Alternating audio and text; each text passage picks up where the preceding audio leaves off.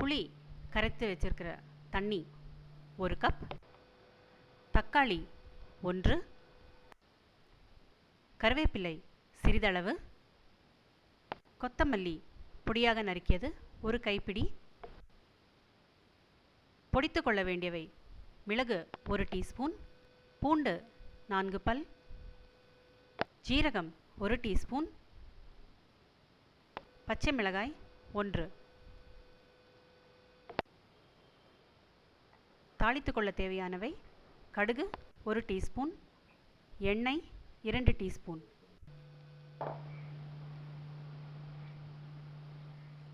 அடுப்பில் கடாய் வைத்து கடாய் காய்ந்ததும் எண்ணெய் விட்டு, எண்ணெய் காய்ந்ததும் கடுகு போட்டு தாளித்து கொள்ளுங்கள்.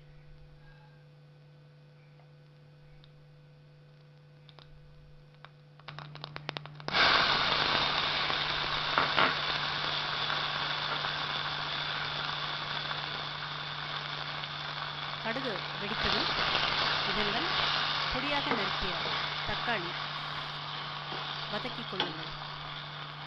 தக்காளி நன்கு வதங்கியதும் அதனுடன் பொடியாக நறுக்கிய கொத்தமல்லி சேர்த்து நன்கு வதக்கிக் கொள்ளுங்கள்.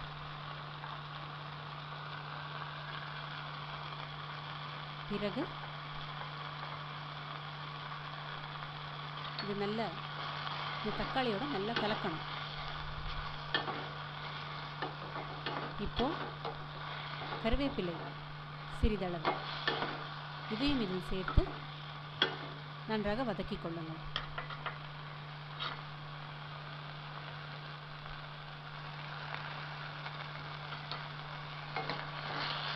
இந்த கலவை நன்றாக வெந்ததும்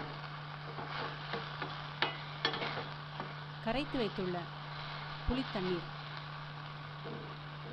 அதில் 1 சிட்டிகை மஞ்சள் போட்டு அந்த புளி தண்ணீரில் இந்த கலவையை சேர்த்து கலக்கணும். இதற்கிடையில் நாம் பொடித்து கொள்ள வேண்டியவை, அதாவது மிளகு 1 டீஸ்பூன், ஜீரகம் 1 டீஸ்பூன், பூண்டு 4 பல், பச்சை மிளகாய் 1. இது எல்லாத்தையும் இடிச்சுண்டு ஒரு சின்ன உரலில் பொடித்து இடிச்சுண்டு இந்த கொதிச்சுன்னு இருக்க ரசத்தில் அதை போடணும்.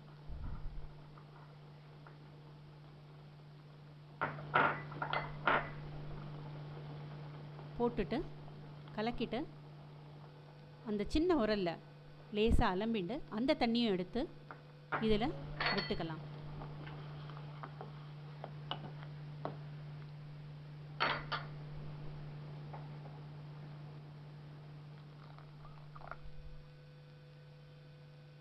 நன்கு கலக்கிக் கொள்ளுங்கள். இதெல்லாம் இப்போது ஒன்றா சேரணும். இப்போ கொஞ்சம் உப்பை போட்டுண்டு நல்லா கொதிக்க விடணும். தேவைப்பட்டால் கொஞ்சம் தண்ணீரும் சேர்த்துக்கொள்ளலாம். நல்லா கொதித்து கொண்டிருக்கிறது.